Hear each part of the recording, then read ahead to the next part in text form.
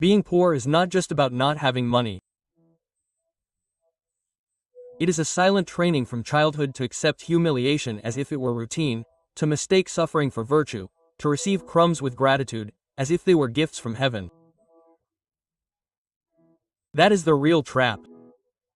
Poverty does not begin with a lack of resources, but with the implanted idea that you deserve nothing more. It is born when your mother, defeated by life, suggests that you should not dream big. When your father, exhausted by so many defeats, states that trying too hard only leads to frustration. Poverty is conceived in the heat of a love that is also wounded. An affection shaped by fear, a fear transmitted unintentionally, replicated over and over again, disguised as care. It is a love full of scars that becomes an invisible current. And you grow up believing that leading a difficult life is normal, that getting up early, working, coming home and still smiling is a sign of character. That complaining is being ungrateful, that wanting something more is a lack of humility. They taught you to survive, not to live, to obey, not to think. They convinced you that being poor is dignified, but only if you don't ask questions. That's the game. And the cruelest thing is that the poor themselves participate in it in good faith. They repeat the same phrases that stop them. They correct the child who dreams, they celebrate the one who conforms. Be humble, accept whatever comes. The important thing is to be healthy. Better something than nothing. He who wants a lot, suffers a lot. Phrases that have always been repeated. That without realizing it we also begin to repeat, and that's the point that no one wants to say. It's no longer the system that's holding you back. Now it's you. What used to be an external situation is now an internal routine. Fear has become moral, poverty has become identity. And this video wants to open that wound, not with pretty words, but with precision.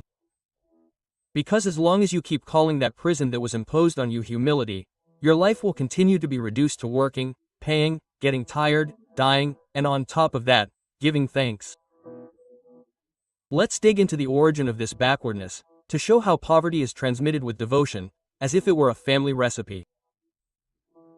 But today we are going to spit out that recipe and write a new one. If you have the courage to see it through to the end, I warn you, this will not be comfortable. The poor are born with debts. Before they can walk, they already have to carry silence, obedience, and guilt for existing. That is the root. From the lap they are taught not to bother, to settle for little, to be grateful for the bare minimum, while the children of the elite grow up surrounded by freedom, stimulation and abundance. Poor childhood is a race against time, order, and urgency. Don't touch that. Don't ask. You're too old for that. Behave or no one will want to help you. Phrases thrown out tiredly, but that end up tattooed on the mind. And it's not just because of what is said, but because of everything that is missing. There are no books, no deep conversations, no room for error, no time to explore, just the basics and an imposed routine. Sociologist Pierre Bourdieu explained it clearly. Childhood is not neutral. He called habitué the set of values, perceptions, and habits that we inherit without realizing it. And the habits of poverty are ruthless. They prepare us from an early age to fit into a place we did not choose. The social structure is not outside, it is inside. Bourdieu made it clear. That poor child comes into the world with his GPS pointing to backwardness. And the most devastating thing is that all this happens within a loving home. A real love, yes, but deformed by scarcity. That child grows up knowing that his parents love him, but they are always tired. That toys are mended, that dreams are for others, and so what was a concrete limitation is transformed into a deep belief. It is not that I do not know, it is that I can't. It is not that now it will not be for me, it is that it will never be for me. That phrase, "this is not for us," becomes an identity. There is a philosophical detail that almost no one mentions. Poverty not only kills opportunities, it also kills curiosity. And when you turn off curiosity, you are destroying the engine of thought. Education should mean helping to understand the world. But what is given to the poor child is not the world, it is control. He is not allowed to explore, he is required to obey. He is not taught to think, he is taught to be quiet. The boy who asks a lot of questions is quiet. The girl who expresses herself freely is labeled as insolent. Thus, each small daily cut molds the idea that thinking too much, dreaming too much, talking too much is dangerous. And that is where the cycle begins. A poor childhood is not designed to create winners, but to form pieces that fit together, not to desire, not to shine, so as not to be a nuisance. That is why, when that child grows up, even as an adult, he feels guilty for trying to get out of the script. And if someone tries to help him break free, many times he himself will be the first to sabotage it. That is the perfect crime, a prison that trains you to love yourself. The poor child enters school with hope and leaves domesticated. School presents itself as a social elevator, but for millions it is nothing more than a basement. It is not a place to learn to think, but to learn not to be a nuisance. Those born on the outskirts tend to arrive late and find a public school that is not always welcoming or inspiring. There they give up, but they do not say so, they just make it a habit. Overcrowded waves, exhausted teachers, lack of resources, absence of expectations. Culture is not taught, survival is taught, thought is not encouraged, silence is demanded. School often functions more as a factory of obedience than as a place of liberation. Luis Althusser warned about this. Institutions can act as tools of the state to mold minds that sustain the dominant structure. The poor child quickly learns to memorize what he does not understand, to repeat what he does not feel. The goal is not to think, but to behave well, to be quiet, to disappear, not by choice, but by fear. When a student dares to think differently, to go further, they are seen as a problem, both by the system and by their own classmates. In many peripheral schools, intelligence is punished. Those who read a lot are considered strange. Those who ask too many questions are conceited. Those who dream are labeled as delusional. The classroom becomes a minefield where talent must hide in order to survive and where, instead of supporting each other, students watch each other. This sabotage among the poor themselves is no coincidence. It is a reflection of what Frantz Fanon called the psychology of the colonized. When the oppressed replicate the codes of the oppressor, they watch themselves, punish themselves, and emotionally mutilate themselves. Through symbolic blows, oppression makes the oppressed distrust themselves and reject those who want to free themselves. That is why many young people who study hard are treated as if they believe themselves to be superior. They say they are know-it-alls, conceited, and arrogant. School, which should be a place for growth, is transformed into a symbolic trap. Thinking differently is expensive.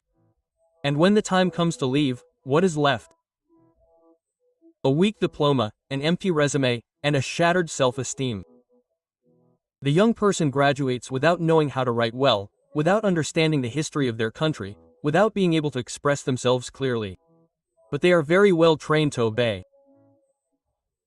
They are taught to accept underemployment as if it were a blessing, to feel proud of finishing school. Although that school did not serve to change their life, the school did not fail. It worked exactly as the system wanted, it tamed them. That's why so many poor people proudly say, "I was never good with books, but I've always been a hard worker. I didn't study much, but I'm a practical person." Quote. That's not ignorance, it's programming, because true education should liberate, but when it's given within an unequal structure, it only prepares the poor to accept the place they've already been assigned. And so the cycle continues. If school doesn't break destiny, it only confirms it. Because the poor are not exploited only for what they don't have, but also for everything they justify in silence. That's the deepest imprisonment. The body suffers, but the mind rationalizes it. I wake up at 4 in the morning, that's life. I earn little, but at least I have a job. They treat me badly, but God sees everything. It's not just economic exploitation, it's a culture of resignation disguised as morality. The working poor have been trained since childhood to see themselves as heroes, not for what they achieve, but for everything they endure. And enduring in this context means dying slowly, working until you're sick, putting up with humiliations, accepting trips. Eternal without rights or future. He who stops is better off losing a bad job than none at all. But the serious thing is not that the boss says it, it is that the worker himself says it. And therein lies the poison, when the oppressed defend their own oppression as if it were a virtue. The philosopher Byung-Chul Han, when speaking of the performance society, explains it clearly. Today the system no longer imposes, it seduces. The subject believes that he chooses, but he is only being dragged along by an invisible structure. Violence is no longer visible, it is disguised as freedom. The poor say that they chose to work, but in reality they are only trying to survive with a smile, as if exhaustion were a badge of honor. And there is another factor that reinforces this submission: faith. When it is instrumentalized, faith ceases to be inner strength and becomes a tool of control. It is no longer spirituality, it is anesthesia. It is offered as a promise of future reward in exchange for its present mission. How many times have we heard phrases like "here we suffer, but in heaven we will overcome"? God is testing you. Do not rebel. Be grateful for the little you have. That misunderstood faith mixes with guilt, and fear does the rest. It is taught that wanting more is a sin, that questioning is a lack of humility, that dreaming is being ungrateful. Nietzsche said it in his analysis of morality. Suffering was turned into a virtue to keep the weak under control. Making pain a form of merit was the perfect trap. The poor worker becomes a martyr who does not die, he just fades away. He says everything is going well while his body deteriorates.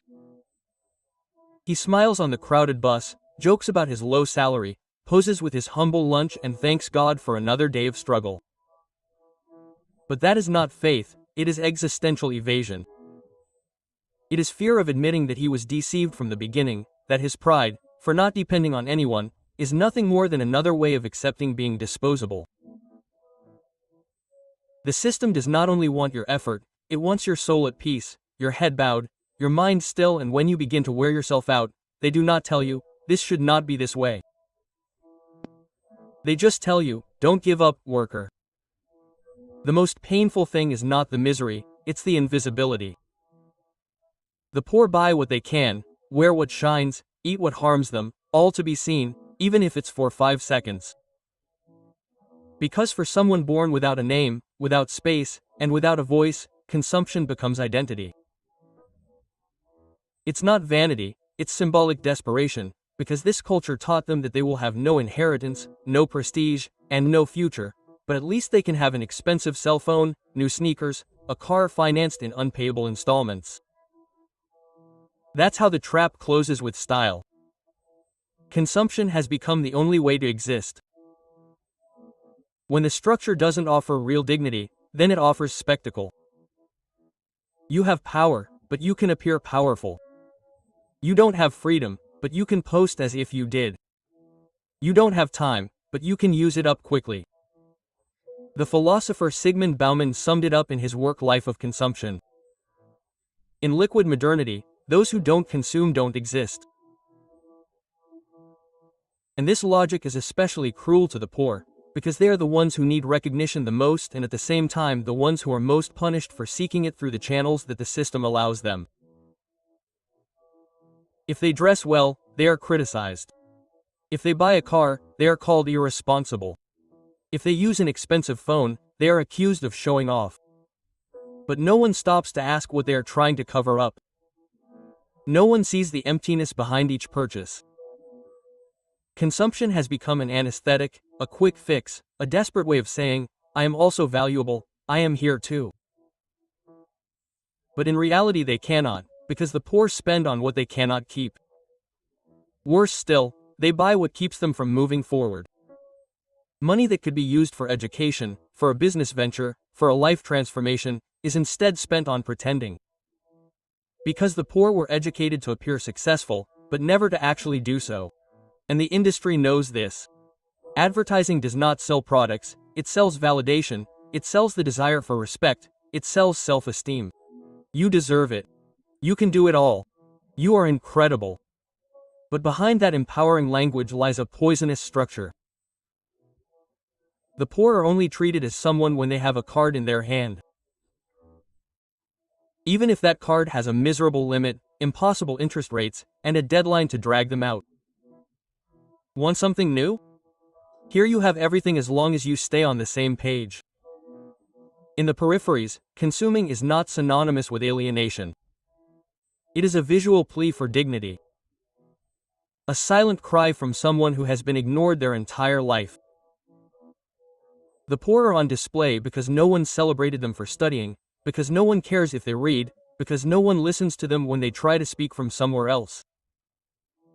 So they shout with their clothes, with their car, with their selfies, not to humiliate, but to exist. Because the system only listens to those who make noise, to those who shine. But the most painful thing is not material poverty, it is the fear of change. It is not about what is missing, it is about what is left. Unhealed traumas, undreamed dreams, diminished expectations. And the cruelest thing is that all of this is transmitted with love. I don't want you to be disappointed, son. Don't dream so high, daughter. Stay close. Don't mix with those people. It's not evil. It's fear disguised as care. It's love that never learned to be free. And so the code continues to be passed down as if it were a recipe for living. The child becomes an adult and that adult becomes a father. And that father who never felt ready, repeats the cycle, not because he is bad, but because that is how he was programmed. We carry within us the ghosts that shaped us. As Walter Benjamin said, men carry the dead who never were. And I'm not just talking about those who are no longer here, I'm talking about the young man who wanted to be an artist and ended up as a servant. The girl who dreamed of being a doctor and ended up at a cash register. Today they look at their children and instead of pushing them forward they hold them back, not out of malice, but because they learned that wanting hurts. And so the silent pact is born. If I accepted little, you should too. That is the most brutal form of poverty, the one that is not in an empty stomach, but in the gaze that clips your wings. And what is all this for? So that you never feel better than others. So that you never forget where you come from. But the philosopher Franz Fanon, when talking about the decolonization of the spirit, warned of something dangerous. When oppression becomes identity, the colonized person develops a double consciousness, one part that wants to free itself and another that fears losing itself if it succeeds. That is the tragedy of the first member of a family who tries to break the cycle. The one who enters university, the one who starts to speak differently, the one who thinks differently, suddenly no longer fits in either with their family, which sees them as distant, or with the new world, which treats them as a stranger. Breaking the cycle of poverty also means breaking emotional ties with everything that shaped you. And that is hard, it hurts, it is lonely, sometimes unbearable, and then what almost no one talks about appears. Being poor hurts, but ceasing to be poor can hurt even more, because it involves questioning everything your parents believed, everything your grandparents taught you, everything your community validated as true. Many can't stand it. They sabotage themselves, they regress, not because of incapacity, but because of guilt. And that guilt is the most resistant shackle. As long as it continues to be passed down from generation to generation, the poor will continue to be so. Even if they have degrees, even if they work, even if they consume, because what holds them back is not reality, it is loyalty to a pain that does not belong to them. If you have made it this far, that is already an act of resistance. In a world that distracts, that pushes down, stopping to listen to a truth, that is already transformation in motion. You don't have to agree with everything. But if something hurt you, if something made you wake up, it is because inside you there is still someone who did not give up, someone who still believes that breaking the script is possible. If this message moved you, share it, send it to someone who needs it. That's how cracks are sown in the concrete, and those cracks can one day turn into freedom. Comment, leave a like or share. You're already doing much more than you think, because each view is a cry against silence, each click is a crack in the wall, and each person who wakes up is a spark that can ignite others. This channel is made for that, to disturb, to provoke, to awaken, and hopefully to liberate. Thank you for being a part of this, truly.